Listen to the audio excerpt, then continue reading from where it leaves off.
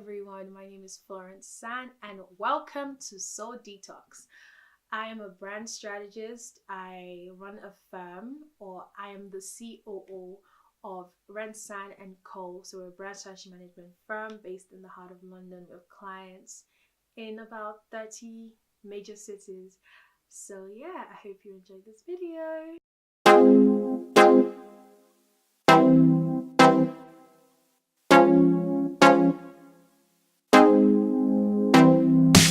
Today I'm going to be talking about three key topics. Number one is lessons learned as an entrepreneur. Number two is disciplines needed to bring a vision to reality. And the last topic is discipline needed to sustain the vision. So I'm going to start off by sharing lessons learned as an entrepreneur. I have been an entrepreneur by God's grace. It's going to be 7 years this year, yay! And so I've learned a few things along the way from, there's a lot that school does not teach you even about business and how to run a business and sustain a business. And when you run a business, there's different things to being an entrepreneur. And as we know, an entrepreneur these days, it's like everybody wants to be an entrepreneur. And so what have I learned? So over the past 7 years, I have learned the importance to have agility. So agility is the ability to respond to changes in the internal and external environment without losing momentum or vision. So have agility, it's very important. I've learned that along the way. It's not something that was a part of my character before, but as I've grown in business, I've grown to appreciate and love, and have that skill, character skill. Number two, I've learned to be patient. You have to be patient. Don't compare your year one fruit or your 5-year fruit with someone else's 25 years fruit. It's just not going to work, okay? So I've learned to be patient. Business has taught me that. You submit proposals, you don't get a response. You do something, you don't see the result of it yet. But over time, it begins to give you fruit. Some fruits takes a while to... Some products takes a while to give you fruit, and some you see the fruit instantly. So yeah, it's taken me a while with certain things, but patience is a virtue, and business definitely teaches you that. So vision develops. That's number three key thing I've learned so far in my journey, that your vision is not static. And as you grow as a person, a man or woman, your vision is going to develop. So be open to change, be open to developing. Don't, the favorite scripture that every Christian likes to say, make the vision plain and run with it. So you may have made the vision plain 5 years ago and you are probably running with it right now. But you have to remember that as you yourself go through life, marriage, crisis, tribulation, trials, success, victories, you are going to keep changing, and so will your vision. So your vision may even expand or it could decrease, but just be open to it. So I've learned that as well. Another thing that I've learned is do not get comfortable. Don't be complacent. Contentment is not the same as complacency. So be content, but don't be complacent. It's very important. I've learned that. So guard your vision. It's important that you protect the vision that you are trying to achieve. What do I mean by that? I've learned that it's not everything you sort of have to announce or try to do when you start something. Some things that you have for your life, some of the plans or vision you have for your life are not for now. And if you try to bring it out in the now, it can ruin the future. So don't let today ruin tomorrow because you are not patient or because you want to, tension anybody or make someone feel like you're making moves. So guard what you're carrying, guard the vision of your heart. And the last thing I've learned so far is solve a problem, make life easy for someone, give people what they need, and you find that you are going to make money. So money follows value, or value follows money. So instead of chasing money, always ask yourself these few questions that I ask myself every quarter of the year. Am I solving a problem? Am I fulfilling a need or a want in people's life? Am I a necessity? So not you per se, your project, your business, your brand. Always ask that. Like, are you giving people what they want?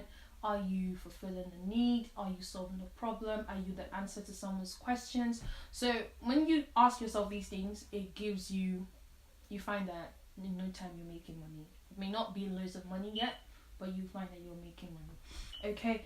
And the last thing I have learned so far, there's loads of things that I've learned, as you imagine, 7 years is no joke. I think one of the key things I've learned is get yourself out of the way so that your business can flourish. Sometimes we are the ones in the way of our business not growing. So don't let your personality type or your character be the hindrance in your business. Sometimes it's not the fact that you don't have funds or you don't have customers. Sometimes it's you know, so don't be the problem to your business. So I've learned those few things over the past 7 years, and yeah. So now we're going to move on to disciplines needed to bring your vision to a reality. So the first thing I'm going to say is define your vision. Now we're using vision, but sometimes that can confuse people because then you're like, I need to first search out my vision to be able to know what to bring to a reality. So sometimes I always say to my clients, just ask yourself, in the next 3 years, where do you want to be? So some of you don't know the answer to that question. So start from 1 year. 1 year from today that you're watching this video, where do you want to be? What do you want your life to look like? What do you want your bank account to look like? What do you want your closet to look like? What do you want your shoe rack to look like? Be as practical as possible. What kind of food do you want to start eating in the next 1 year? You know, so be as practical as possible. How do you want your life to look like? It's okay to dream in colors. This is where you dream elaborately. You can say in 1 year, I want to be living in LA. I want to have this car and that car. So I know I'm speaking about material things right now, but you can also apply it to your internal self. So where do you want to be? Spiritually, as a business person, do you want to save more? Do you want to be more friendly? Do you want to take criticism more well? You know, so where do you see yourself in the next 1 year? Now, once you've defined clearly your long-term goals, so it could be 1 year, 3 years, 4 years, 5 years, 10 years, you find that in a way you're close to defining your vision. Because sometimes defining your vision, people say so many things, so I always tell people to take it easy, but define your vision. That's number one.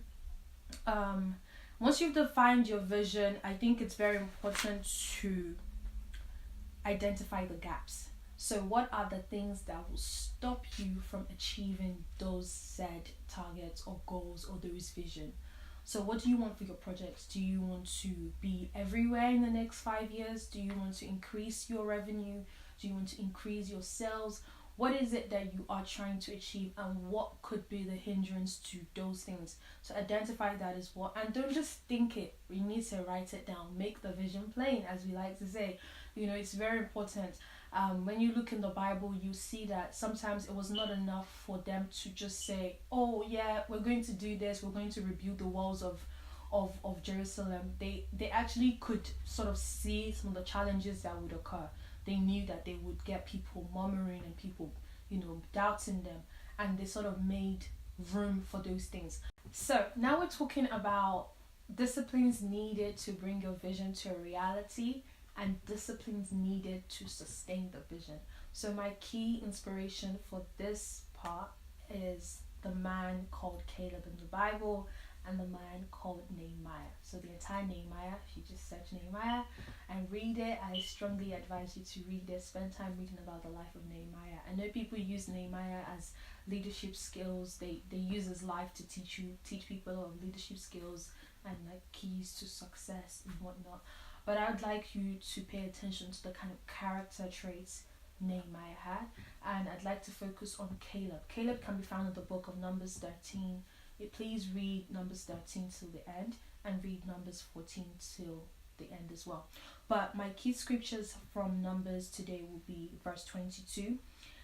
It said, Caleb was one of the 12 leaders that was sent to to spy out the land and to check if everything was, what was the land like. When you have surveyors, they go and check what's going on. So Caleb was basically one of those people that was sent to go and do that. And so they had to come back and give reports. So imagine you're the manager, you've sent 5 people to go and check out Paris and see what it's like. Is it a good market for what you're trying to go into? And then the person comes back and it says to you, well, no, Paris is not really good, there was honey and milk, the food is great, the grapes are juicy and everything, but the people there are scary. We can't be successful here. We might as well just camp out here in London. So with me paraphrasing, that was basically what happened to Caleb in the book of Numbers 13 and 14. So please read it so that you can understand the story. Time will not permit me to go in depth. But if you focus on verse 28, it says, "Nevertheless, the people who dwell in the land are strong. The cities are fortified and very large. Moreover, we saw the descendants of Anak there." So these were the giants. So Caleb was sent, everybody came back and they were giving reports. So everybody was complaining.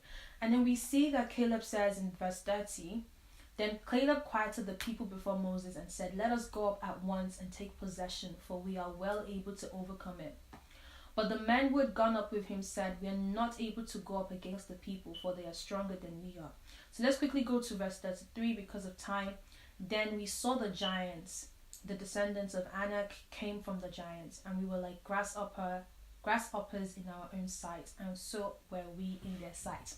So my number one lesson when it comes to sustaining the vision, so I'm going to work between the two topics, so please pay attention, is perspective is very important. If you're going to sustain a vision that you want to achieve or see come to a reality, your perspective really, really matters.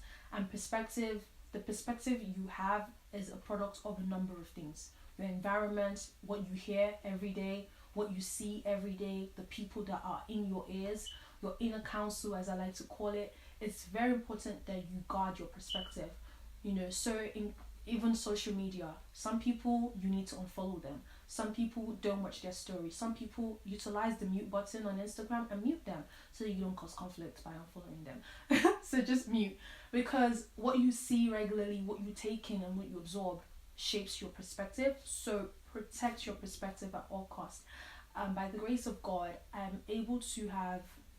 haven't been to Nigeria in a while, but I'm able to have clients fly out of Nigeria and fly in from different places to come and see me in London for consultations and for meetings. And my first question is, why? There's so many people on ground that can do the things that you're asking me to do for you. Why us? Not that I'm doubting what I can do or anything. I'm just grateful. So I asked them, and one of the things they say is, well, I like the way you do your thing. So when something is saturated, there will always be a way you do that thing that everybody else is doing that people will gravitate towards. Does that make sense? Now, I'm talking about perspective. So perspective has to do with a lot, but your perspective really matters on how you see challenges, on how you see opportunities. Sometimes there are opportunities that will come your way in growing an organization, or trying to do a project that you just cannot say yes to. So perspective matters. When you have a godly perspective or a godlike perspective and you're doing business or you're running a project, it helps you sustain it, because then sort of the end from the beginning. In one of the prayer calls a few days back, when Pastor Wanu was leading, she said that we have prophetic advantage, and that applies into business as well. By the grace of God, for the past 7 years, I've been able to utilize prophetic advantage when running my business, and I say that to the glory of God because it's helped me a lot. So some of you may not have a business, and maybe that you have an idea and you're still in 9 to 5. I don't think everybody's called to be an entrepreneur. So I don't think everybody should leave their 9 to 5 and then go and start something. When it's times, that's a completely different topic. But if you're watching this and you're in 9 to 5, or you have an idea, or you are currently in business, perspective will help you sustain whatever it is you are doing. Having the right perspective, like I said, the God-like perspective will help you sustain it when challenges comes your way. So I was speaking on Caleb, right? Before I forget, verse 33, the perspective they had was like, it was amazing. It says there we saw the giants, and we were like grasshopper in their own sight, and we saw were we in their own sight. So they saw themselves so little, and Caleb was just refused to accept that report. I mean, he saw the negatives, he saw the giants, he wasn't blind, right? He saw everything they also saw, but he chose to focus on the good. So perspective allows you in business to sometimes focus on the good, which is a very necessary skill when you're trying to sustain a vision. Things will happen along the way. People will disappoint you. You won't make as much money as you want. You may not achieve all the goals that you want. But having the perspective to focus on the good as opposed to focus on the bad will help you carry on going. Okay, so sustaining the vision requires you to have a good perspective, a perspective that focuses on the good instead of the bad. Another thing I would say about sustaining the vision is ensure that you have the right people around you. What you are going to do is equally as important as the people you're going to do it with. Do not underestimate the people that you have around you. What you're called to build is very important and is equally as important as who you're called to build it with. Nehemiah couldn't have built the walls of Jerusalem alone. Does that make sense? Even when Sanballat and Tobiah, noticed that he was doing a good work, and they tried to take him to the valley of Ono, he had to realize that they don't have the right intention for me. It's very important that you don't, if you don't know who you're called to build with, you sort of say yes to everybody. It's not everyone that comes to you in your journey of bringing your vision to reality or sustaining your vision that are supposed to work with you or be for you. So have perspective. Perspective will allow you to sustain your vision. Know and seek out the kind of people that you're supposed to work with. It's very, like I said, it's very important. Another thing that I would say in terms of sustaining your vision is, like Caleb, have a different spirit. So in Numbers 14 verse 24, it says, "But my servant Caleb, because he has a different spirit in him and has followed me fully, I will bring him to the land where he went, and his descendants shall inherit it." Now, again, time will not permit me to go into the life of Caleb, but I absolutely adore Caleb because he's a man. He has like passions like everyone, but he was so disciplined. Remember I said in the lessons that I learned as an entrepreneur that sometimes you have to get yourself out of the way so that you can achieve the things you want to achieve in life. Some of us, the reason why we cannot finish what we've started, or we keep abandoning visions or always having a different vision, is because our personality, our character traits are the hindrance in getting this. Does that make sense? So it's super important that you have a different spirit. So time again will not allow me to really go into that different spirit, but spirit, as we know, is ruach, it's inspiration, it's breath. Caleb had a different everything. He saw life differently. He didn't, despite, he had a lot of people around him complain and saying, we can't go into this land. There are giants there. We can't overcome it. We can't do this. We can't do that. And despite everything, he managed to say, no, we can. So another thing, like I said, the number 3 point, or my third point, is have a different spirit, and that will allow you to sustain what you started. So when challenges comes your way, and even when your perspective fails you, sometimes the realities, the reality of business or a project, you can't really pretend like it's not there. But sometimes the fact that you have a different spirit, you have a different inspiration, the fact that you have a different idea of life, right, will keep you going. Okay, so we've talked about the key lessons I've learned as an entrepreneur, and we've spoken on some point about how to sustain your vision. Talked about having the right people around you, having the right perspective, and also having a different spirit like Caleb. It's important to have a different spirit. So I know having a different spirit may seem very similar to perspective, but it's very different. Please do spend some time reading the life of Caleb. It will bless you so much, and I pray God gives you the eyes to see Caleb in the way that he has opened it up to me in terms of business and projects and entrepreneurship. Okay, so throughout the life of Caleb, we'll see that he was very disciplined. He had leadership skills. He was very humble. He was willing to ask questions. He was willing to do what other people wouldn't do. Sometimes in sustaining a vision, you have to do what others wouldn't do, right? You have to be able to put in the extra work. Colossians talks about whatever we do, we should do it well as we're doing it unto the Lord. So sometimes to sustain your vision, you need to do things properly. It's not enough. Don't cut corners. Don't try to compromise. Stay faithful to the vision. And even in this ever-changing world, it's important that you remain stable within yourself. Another thing I would say about sustaining the vision is be sober, be alert, because when you're sober, you're aware. When you're distracted, you're caught up in social media, you're caught up in the daily, in business, you can't really observe the little things, and the little things are really important. So be alert, be sober, similar things, but it has distinct difference. So my last point on sustaining your vision in an ever-changing world is to be grounded. Remember that you have something unique that nobody else in this world has. Even if the person is doing it like you, or they sound like you, or they've executed the idea just like you wanted to, shouldn't discourage you from sustaining or carrying on with your vision. Do not let what is going on around you dictate what is happening. We are supposed to be the one influencing, not being influenced. I mean, not in a negative way, right?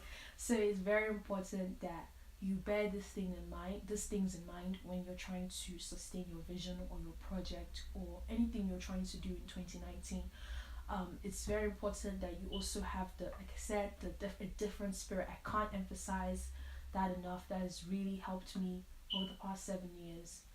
People expect you to be a type of way. Be the godlike way, even when you work with people that are not necessarily glorifying God or anything. Having these core principles in mind, and the Bible says in Timothy that all scriptures are profitable for our learning and for life and godliness, and everything you need to sustain your vision can be found in the scriptures. If only we would take some time out to really study out and seek these things out. But I know the Bible is a lot to read, right? So start from the book of Caleb, Numbers 13 and 14, and read the book of Nehemiah, and I promise you that it will bless you and it will give you the keys, the tools you need to sustain your vision like Caleb did. Caleb had a vision that he would glorify God with his life, that he would honor God in his life despite what was going on around him, and he was able to see that. He had to wait for 45 years, I believe, to see the promises of God come through in his life. And sometimes your vision might not take 45 years. I pray it does it. But the other day I saw that Tesco was 100 years old, and I was so shocked. I was like, wow.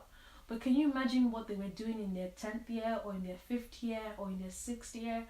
Some of you were like, you wanna be like Tesco, but Tesco is 100 years old. So remember that sometimes when you're trying to expand or grow, that your chapter 1 of today is not going to be what it's like in chapter 12 or in chapter 20. So if you would just stay the course, and sometimes staying the course doesn't mean, I feel like a lot of us, when we want to do something or sustain something, we're always looking for the something new, right? Which is fine, but sometimes you just have to stay doing the right things consistently over time, and before you know it, you'll be like Tesco. You will outlive you, your business will outlive you, your vision will outlive you, and but if you don't carry on doing things consistently for over the course of a few years, then you might not see it come to fruition. So my advice for you today is to be patient.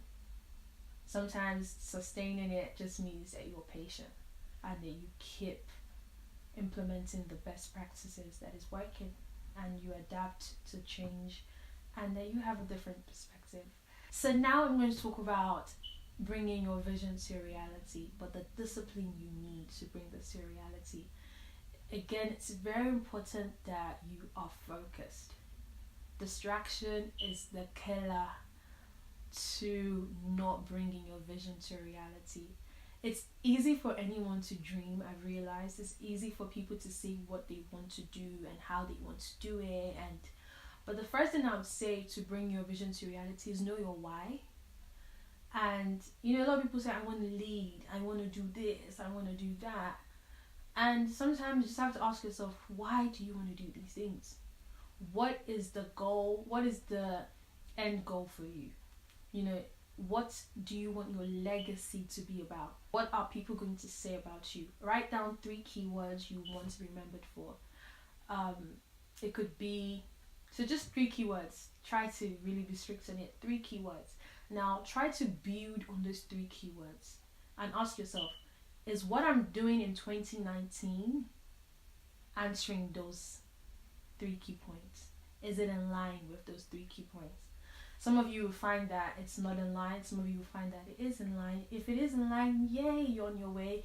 If it's not in line, then here are some disciplines you need to really bring in those things to your reality. And some of you may not think so far ahead. So I pray that God will give you the ability to see far ahead and to be able to envision life, because life can be tough. But I pray that in 2019 life is not so tough for you, and you have an amazing year and you have your best year ever. But disciplines needed to really bring your vision to your reality. Like I said, identify the vision, identify the gaps, and when you do these things, you'll be able to come up with little goals and little targets. So like action points for Monday, Tuesday, Wednesday, Thursday. I live my life by a to-do list. I think it's very important. I feel like your to-do list are little steps that gets you into the bigger picture. So you currently watching this video is a step towards bringing something locked inside of you into reality. Now whatever that is, I don't know if it's a project, if it's a dream, if it's to go back to school, if it's to scale up, if it's to downsize, if it's to whatever it is. These are some key disciplines that has helped me over the years, and these are some of the key disciplines I've seen throughout the Bible that really helps people go from point A to point B. And as a brand strategist, it's important, I've helped, by the grace of God, I've helped hundreds of people, start a brand, sustain their brand, and go from just idea stage into reality. And so I hope that this key point will really help you. I would say, like Caleb, be committed to the vision. Do not let what people say, what people do, how others are doing it, if someone else has done it, derail you from bringing your... I feel like that's the number one thing.